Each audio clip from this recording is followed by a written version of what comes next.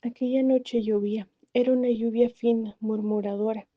Incluso años y años después, a Maggie le bastaba cerrar los ojos para oír sus dedos diminutos tamborileando contra el cristal. En algún lugar de la oscuridad ladraba un perro, y Maggie no podía conciliar el sueño, por más vueltas que diera en la cama. Guardaba debajo de la almohada el libro que había estado leyendo. La tapa presionaba su oreja, como si quisiera volver a atraparla entre las páginas impresas. Vaya, seguro que es comodísimo tener una cosa tan angulosa y dura debajo de la cabeza, le dijo su padre la primera vez que descubrió un libro debajo de su almohada. Admítalo, por las noches te susurra su historia al oído. A veces, pero solo funciona con los niños pequeños. Mm, Aquella noche en la que tantas cosas comenzaron y cambiaron para siempre, Maggie guardaba debajo de la almohada uno de sus libros predilectos y cuando la lluvia le impidió dormir, se incorporó, se despabiló frotándose los ojos y sacó el libro de debajo de la almohada. Cuando lo abrió, las páginas susurraron prometedoras. Maggie opinaba que ese primer susurro sonaba distinto en cada libro, dependiendo si sabía lo que iba a relatar o no. Sin embargo, ahora lo fundamental era disponer de luz. En el cajón de su mesilla de noche escondía una caja de cerillas. Su padre le había prohibido encender velas por la noche. El fuego no le gustaba. El fuego devora los libros, decía siempre, pero al fin y al cabo ya tenía 12 años y era capaz de controlar un par de velas. A Maggie le gustaba leer a la luz de las velas. En el antepecho de la ventana tenía 3 fanales y 3 candelabros. Cuando estaba aplicando la cerilla ardiendo a una de las mechas negras, oyó pasos en el exterior. Asustada, apagó la cerilla de un soplido. Con qué precisión le recordaba todavía muchos años después. Se arrodilló ante la ventana mojada por la lluvia y miró hacia afuera. Entonces lo vio. La oscuridad palidecía a causa de la lluvia y el extraño era apenas una sombra. Solo un rostro brillaba hacia Maggie desde el exterior.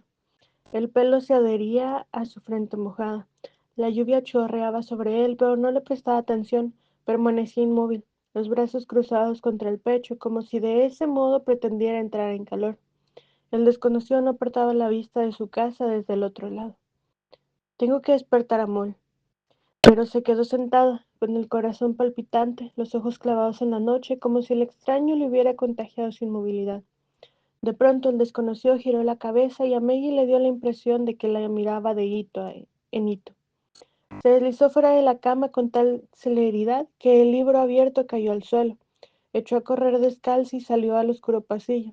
En la vieja casa hacía fresco, a pesar de que estaba finalizando el mes de mayo. En la habitación de su padre aún había luz. Él solía permanecer despierto hasta bien entrada la noche, leyendo. Maggie había heredado de él la pasión por los libros. Cuando después de una pesadilla buscaba refugio a su lado, nada le hacía conciliar el sueño mejor que la tranquila respiración de su padre junto a ella y el ruido que producía al pasar las páginas.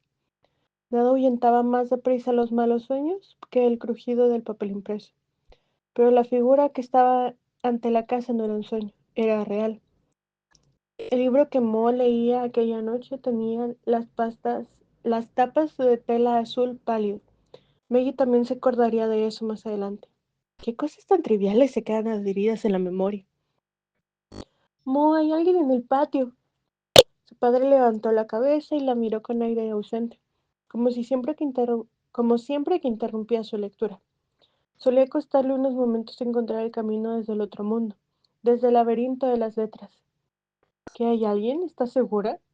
Sí, está mirando fijamente nuestra casa. ¿Qué has estado leyendo antes de dormirte? ¿El doctor Jekyll y Mr. Hyde? Por favor, Mo, ven conmigo. No la creía, pero la siguió. Maggie tiraba de él con tanta impaciencia que en el pasillo se golpeó los dedos de los pies con un montón de libros. ¿Con qué si no? Los libros se amontonaban por toda la casa. No solo estaban en las estanterías como en otras casas. No, en las suyas se apilaban debajo de las mesas como en Ay, debajo de las mesas, sobre las sillas, en los rincones de las habitaciones. Había libros en la cocina, en el lavabo, encima del televisor, en el ropero, en montoncitos, en grandes montones, gordos, delgados, viejos, nuevos. Los libros recibían a Maggie con las páginas abiertas sobre la mesa del desayuno en un gesto imitador. Ahuyentaban el aburrimiento en los días grises. y a veces tropezaba con ellos. Está ahí, quieto sin más. ¿Tiene la cara peluda? En ese caso podría ser un hombre lobo. Ella de una vez. Ahí, ¿lo ves? Su padre miró hacia el exterior a través de las gotas de lluvia que caían, pero no hizo nada. ¿No juraste que jamás vendría un ladrón a nuestra casa porque no hay nada que robar? Este no es un ladrón. Vete a la cama, May. Esa visita es para mí. Y antes de que Maggie pudiera preguntarle qué demonios de visita era aquella que se presentaba en mitad de la noche, abandonó la habitación. La niña lo siguió inquieta. Desde el pasillo oyó cómo soltaba la cadena a la puerta de entrada y al llegar al vestíbulo vio a su padre plantado en el umbral. Dedo polvoriento, ¿eres tú? ¿Dedo polvoriento? ¿Qué nombre era ese? Maggie no recordaba haberlo oído jamás, y sin embargo le resultaba familiar, como un recuerdo lejano que no acabase de tomar forma. Al principio en el exterior persistía en el silencio. Solo se oía el rumor, los cuchicheos y susurros de la lluvia, como si la noche hubiera adquirido voz de repente. Pero luego unos pasos se aproximaron a casa y el hombre que permanecía en el patio surgió de la oscuridad. Su largo abrigo se le pegaba a las piernas, empapado por la lluvia, y cuando el desconocido irrumpió en la luz que se escapaba de la casa, durante una fracción de segundo Maggie creyó ver sobre su hombro una cabecita peluda que se asomaba para fisgonear fuera de su mochila, y volvía a desaparecer en el acto en su interior. Dedo polvoriento se pasó la manga por la cara mojada y tendió la mano a Mo. ¿Qué tal te va, lengua de brujo? Hace mucho, hace ya mucho tiempo. Sí, mucho. Entra que vas a pillar una pulmonía. Maggie dice que llevas un buen rato fuera. Maggie, sí, claro. Dedo polvoriento siguió a Mo al interior de la casa. Examinó a Maggie con tanto detenimiento que, de pura timidez, la niña no sabía dónde fijar la vista. Al final se limitó a clavar sus ojos en el desconocido. Ha crecido. ¿Te acuerdas de ella? Por supuesto. ¿Qué edad tiene ahora? 12. ¿12? ¡Santo cielo! Dedo polvoriento se apartó de la frente del pelo empapado. Le llegaba casi hasta los hombros. Rey se preguntó de qué color sería cuando estuviese seco. Alrededor de la boca, de labios finos, los cañones de la barba eran rojizos como la piel de gato callejero al que Maggie dejaba a veces una tacita de leche delante de la puerta. También brotaban en sus mejillas ralos como la barba incipiente de un joven.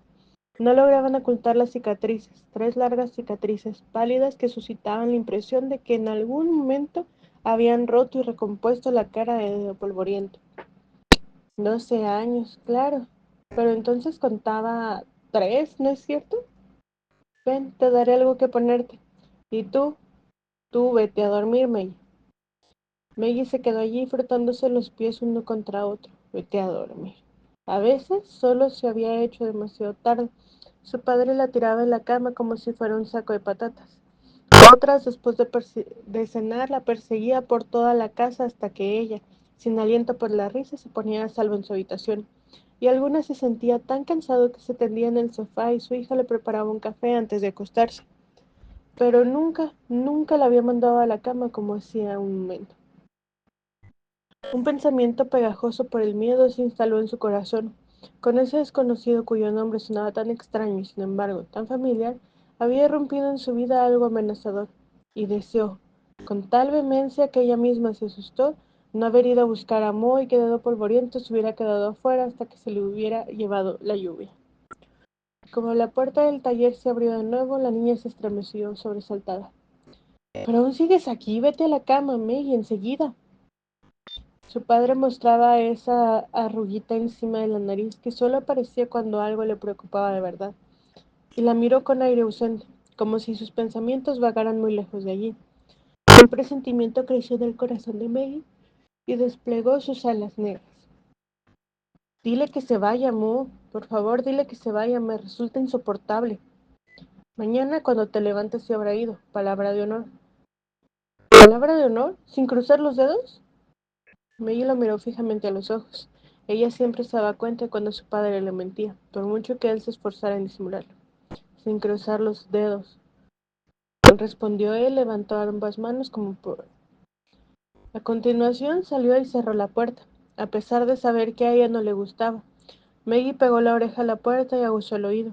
Oyó el tintineo de la vajilla. Vaya, a Barba de Zorro le estaban dando un té para entrar sin calor. Espero que coja una pulmonía, pensó Maggie. Aunque no tenía por qué morirse de ella, con la madre de su profesor de inglés. Maggie oyó silbar la tetera en la cocina y llamó regresando al taller con una bandeja repleta de vajilla tintineante. Después de haberse cerrado la puerta, la niña aguardó unos segundos por precaución, aunque le costó lo suyo. Luego volvió a deslizarse sigilosamente hasta el pasillo. En la puerta del taller de Mo colgaba un letrero, una delgada placa de hojalata. Maggie sabía de memoria las palabras que figuraban en él. A los 5 años se había ejercitado la lectura con aquellas letras puntiagudas pasadas de moda. Algunos libros han de ser paladeados, otros se engullen, y solo unos pocos se mastican y se digieren por completo. Entonces, cuando aún tenía que encaramarse a un cajón para descifrar el letrero, había creído que lo de masticar se decía en sentido literal y se había preguntado horrorizada por qué precisamente Mo había colgado en su puerta las palabras de un profanador de libros. Ahora, con el paso del tiempo, sabía lo que quería decir, pero esa noche las palabras escritas no le interesaban. Quería entender las palabras habladas, susurradas, pronunciadas en voz baja, casi inaudibles, que los dos hombres cruzaban detrás de la puerta. No lo subestimes. Él haría cualquier cosa por conseguirlo. Cualquier cosa, créeme, significa cualquier cosa. Jamás se lo daré. Pero él lo conseguirá de un modo u otro, te lo repito, te sigue en la pista. No será la primera vez. Hasta ahora siempre he conseguido quitármelos de encima. ¿Así? ¿Y cuánto tiempo crees que podrás todavía? ¿Qué será de tu hija? ¿O acaso pretendes convencerme de que le gusta trasladarse continuamente de la Seca a la Meca? Créeme, sé de lo que estoy hablando. ¿Y qué debo hacer en tu opinión? Acompañarme, yo te llevaré con ellos. Ya sabes que Capricornio tiene en alta estima tu talento. Seguro se alegrará si se lo ofreces tú mismo. El nuevo que ha entrado a sustituirte es un chapucero terrible. Capricornio, otro de esos nombres extraños. Do Polvoriento lo había soltado como si el sonido fuese capaz de partirle la lengua a mordiscos. Maggie movió los helados dedos de sus pies.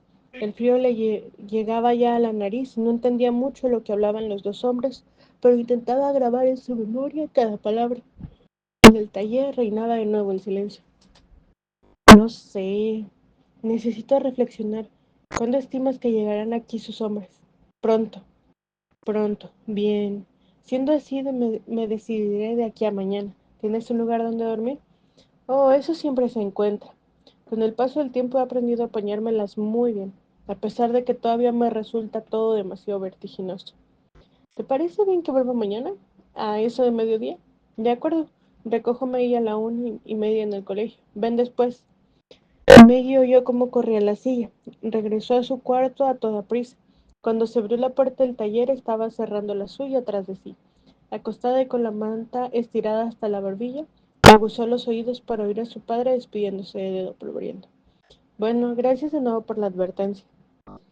Después los pasos de Dado Polvoriento se alejaron, lentos, vacilantes, como si le costara marcharse, como si aún no hubiese dicho todo lo que deseaba decir, pero al final se marchó. La lluvia seguía tamborileando con sus dedos mojados contra la ventana de May. Cuando Mo abrió la puerta de su habitación, cerró rápidamente los ojos e intentó respirar despacio, como si estuviese sumida en el más profundo e inocente sueño. Pero su padre no era tonto, a veces desde luego era francamente listo. Maggie sacó un pie fuera de la cama. De mala gana asomó por debajo de la manta los dedos de los pies todavía fríos y los puso en la mano caliente de su papá. Lo sabía. ¿Es que no puedes obedecerme ni siquiera una sola vez? Con un suspiro volvió a deslizar el pie abajo de la manta deliciosamente cálida. Acto seguido, Mo se sentó en la cama a su lado. Se pasó los dedos por el rostro fatigado y miró por la ventana. Su pelo era oscuro como piel de topo. El cabello de Maggie era rubio como el de su madre, la que solo conocía por unas cuantas fotos descoloridas. Alégrate de parecerte a ella más que a mí, decía su padre. Mi cabeza no quedaría nada bien sobre un cuello de niña. A Maggie, sin embargo, le habría gustado asemejarse más a él. No había ninguna cara en el mundo que ella amase más. De todas formas, no entendió nada de lo que han hablado. Bien, intenta dormir un poco. Dedo polvoriento, ¿pero qué nombre es ese y por qué te llama lengua de brujo? Y luego está ese que te anda buscando. Lo escuché cuando lo dijo Dedo polvoriento. Capricornio. ¿Quién es?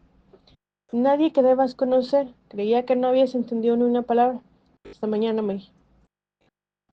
Esta vez dejó la puerta abierta. La luz del pasillo caía sobre su cama mezclándose con la negrura de la noche que se filtraba por la ventana.